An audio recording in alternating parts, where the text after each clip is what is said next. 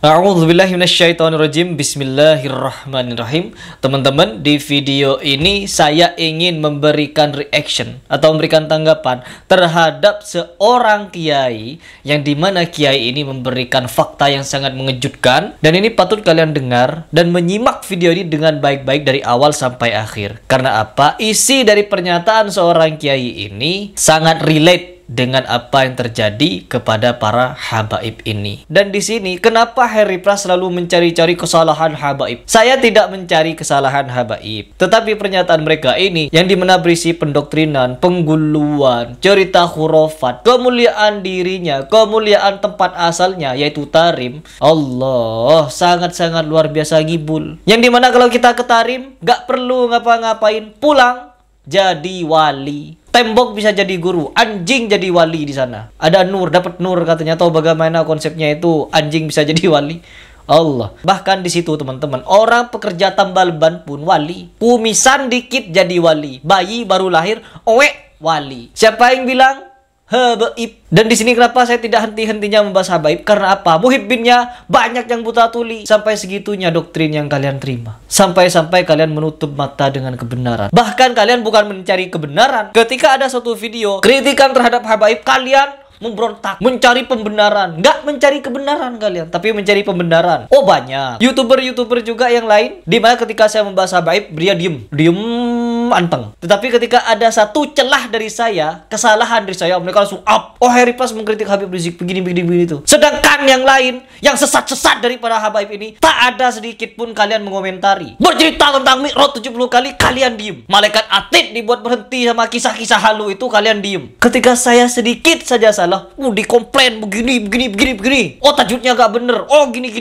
Gak belajar Nahwu Shorof. Nahwu Shorof itu adalah sistem dasar agar kita bisa memahami bahasa Arab. Panji Gumilang, orang itu fasih bahasa Arab, pinter Nahwu Shorof. Tapi kenapa ajarnya sesat?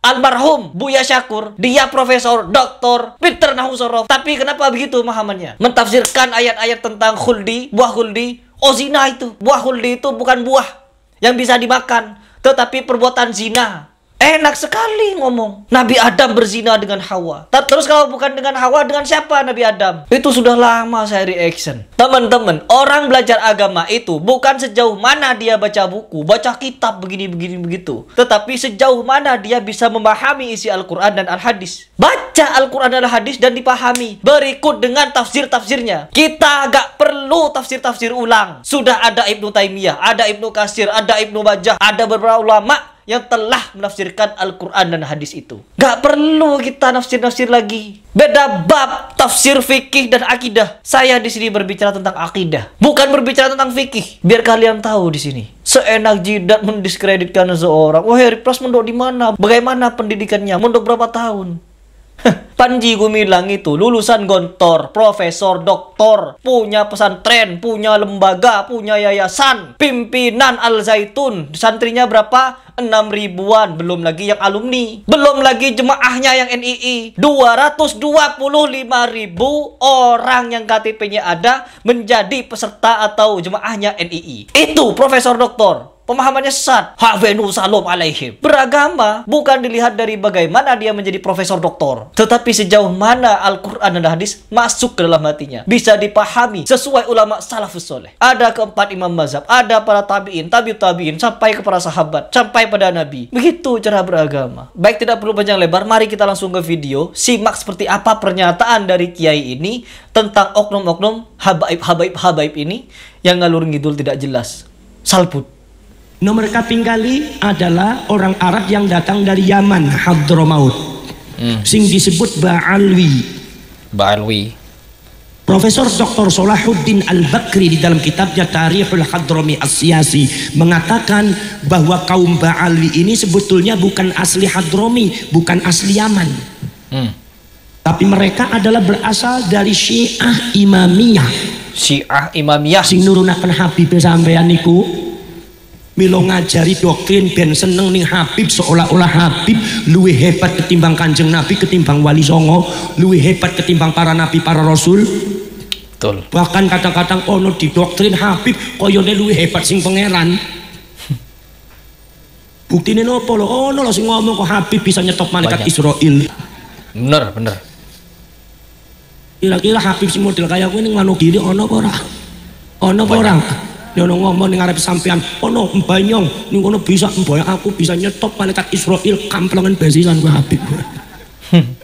Belokakan sejarah doktrin ngajari wong Wonogiri gak bener itu. Akidahnya bisa sesat menjadi Syiah Imami.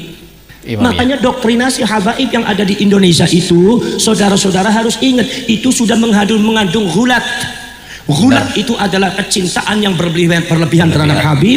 Di doktrin masyarakat Indonesia supaya mencintai Habib yang sangat luar biasa, nganti sikile dicium-ciumi, nganti bekas telapak tangannya dicium-ciumi, bekas telapak kakinya dicium-ciumi. Ini doktrinasi Syiah Imamiyah, itu sudah disebarkan oleh hampir mayoritas habaib sing ono di Indonesia. Ojo kaget ke wong Wonogiri, sebab mereka adalah keturunan Syiah Imamiyah, genetikanya dari Irak dan genetikanya adalah Yahudi. Telak, di mana kiai ini memberikan pernyataan yang sangat telak kalau mereka ini, para habaib ini, datang ke Indonesia untuk memberikan penyakit gulu, mencintai secara berlebihan, tangannya dicium bolak-balik, kakinya dicium-cium, bekas duduknya dicium-cium, bekas kakinya dicium-cium, bekas mereka semua dicium, pokoknya bekas gigitan rotinya dilelang laku, teman-teman. Siwak bekas dilelang laku, sorban dilelang 10 juta atau bagaimana itu laku. Semua yang dari habaib ini, semua yang bekas-bekas habaib ini laku keras. Karena apa? Doktrin gulu sudah akut dalam diri manusia yang ada di Indonesia kebanyakan. Makanya di sini saya sangat getol ini untuk melawan penyakit gulu yang sudah ada di Indonesia yang ditebarkan oleh para oknum habaib ini. Masa mereka bercerita-cerita halu kalian percaya? Malaikat Atid berhenti nyatet, malaikat Israel ditolak, bahkan punya amalan barang siapa yang mengamalkan ini nyawanya bisa sampai 300 tahun. Sedangkan hadis jelas kalau umat Nabi Muhammad setelah Nabi wafat, manusia itu mentok 100 atau lebih sedikit atau berkurang sedikit. Di antara 100 tahun itu paling mentok, paling tua. Enggak, kalau habaib punya amalan anti mati, sampai 300 tahun dia bisa hidup. Gak mau mati kalau dia tidak mengizinkan malaikat maut untuk mencabut nyawanya. Sudah kayak GTA, nyawanya bisa dicit. Dan kalian percaya? Dungu, lanjut dulu. Iki ben sampean kudu ngerti. Maka dari itu para syekh dulur, para sejarawan menolak kalau seumpama yang namanya Ba'ali atau sing nurunaken Habib iki disebut wong Arab, menolak. Kenapa? Karena mereka secara data perjalanan mbah-mbalan datuk-datuknya bukan orang Arab. Ya. Mereka berasal dari mana? Dari kaum Yahudi. Yahudinya Yahudi Hazari, darahnya darah Kaukasus. Bahkan lebih condong kepada Eropa. Eropanya Eropa, yaitu adalah Eropa Timur. Jadi mereka tidak ada darah Arab. Dan itu sudah dibuktikan, saudara-saudara sekalian, sudah dibuktikan dengan tes genetika beberapa daripada kaum-kaum Ba'alwi. 200 habaib sing wis dites DNA, mereka tidak mengandung darah Arab, tapi genetika mereka adalah Yahudi, termasuk Mbah Najwa Shihab, putri Mbah Quraish Shihab.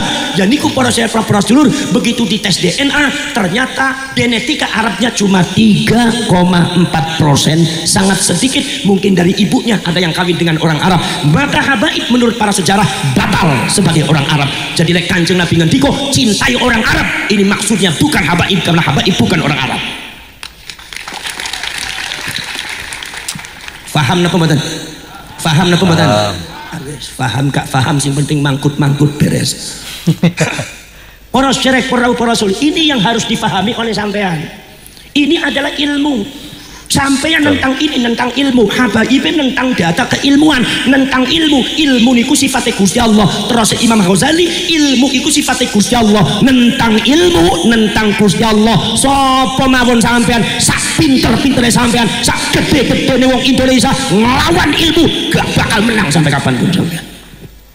Maka dari itu para syekh, para sedulur, kalau Ba'alwi itu tidak bisa disebut sebagai orang Arab, baik secara perjalanan genetika, perjalanan sejarah datuk-datuknya tidak bisa disebut sebagai orang Arab, mereka tidak bisa disebut orang Arab, ditambah lagi genetika tes DNA-nya juga tidak mengandung Arab, karena mereka bukan orang Arab, maka habaib Ba'alwi tidak bisa disebut sebagai keturunannya Kanjeng Nabi, karena nyata-nyata Kanjeng Nabi menyatakan dirinya ana Arabiyun, saya adalah orang Arab, berarti habaib bukan putra Kanjeng Nabi. Orang bisa batal. Orang syarif para sedulur, faham napa mboten? Faham napa mboten wong Wonogiri? Jadi lek seumpama Ba'alwi menurut secara catatan genetika dan sejarah itu tidak bisa disebut Arab, maka habaib ora bisa disebut putuwe Kanjeng Nabi. Kenapa? Karena Kanjeng Nabi ini wong Arab. Logika kayak gue pak. Jadi artinya lek ono ning Wonogiri ngaku-ngaku Habib, ngaku putuwe Kanjeng Nabi, ning arsane Gusti Allah dosa apa ora? Dosa gede ning arsane Gusti Allah. Tanggung jawab ning akhirat mangke. Ora cerek ora upana sedulur-sedaya mawon. Maka kami masyarakat Nahdlatul Ulama mendorong kepada habaib, sudah diakui saja nggak apa-apa. Kalian keturunan Yahudi juga nggak apa-apa. Orang Yahudi juga banyak yang alim, banyak yang pinter kok. Dan tidak kurang penghormatan kami terhadap kalian kalau kaliannya alim. Betul. Kalau kaliannya pinter, kalau kaliannya bawa ilmu, kalau kaliannya akhlakul kalimahnya benar, ngajari masyarakat Indonesia benar, kami tetap menghormati. Akan kami jadikan kalian sebagai pemimpin karena membawa agama. Walaupun genetika kalian Yahudi nggak jadi masalah. Betul. Imam Ibnu Jurayj juga seorang Yahudi, jadi ulama besar. Imam Ka'bul Akbar termasuk Wahab bin Munabbi, termasuk yang dibanggakan oleh seluruh ulama tafsir, yaitu adalah Imam Abdullah bin Abdissalam, adalah pakar tafsir, pakar sejarah Al-Quran, waliullah kekasih Gusti Allah, rujukan para ulama-ulama tafsir dan riwayat. Para syekh Rasul, beliau adalah keturunan Yahudi. Gak jadi masalah kok. Betul. Jadi kalau seumpama PCNU mengatakan bahwa habaib itu keturunan Yahudi, bukan dalam rangka menghina habaib, tetapi ini mendudukkan habaib pada tempatnya yang sebenarnya. Ya. Jadi sampeannya sih dari Habib lo cukup nerima, kok gak nerima sampai ning kene dhewe kok gak nerima sampean.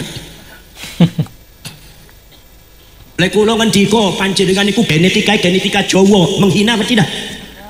Menghina apa tidak? Kalau sampean mengatakan bahwa saya sampean itu genetikanya genetika Sunda, menghina apa tidak? Kalau saya mengatakan Anda itu genetikanya genetika Arab, menghina apa tidak? Kalau saya mengatakan Anda itu genetikanya genetika Yahudi, menghina apa tidak? Bukan menghina, itu kita lagi bicara ilmu dan data. Ilmu jangan ditentang, data jangan ditentang. Melawan ilmu, melawan Allah, Anda bakal jadi orang gila. Gino betul. Oke.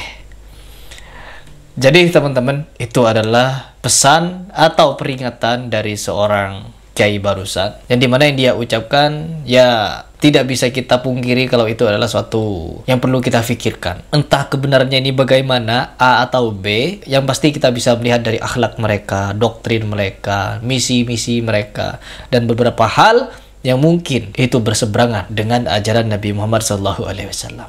Silahkan nilai sendiri.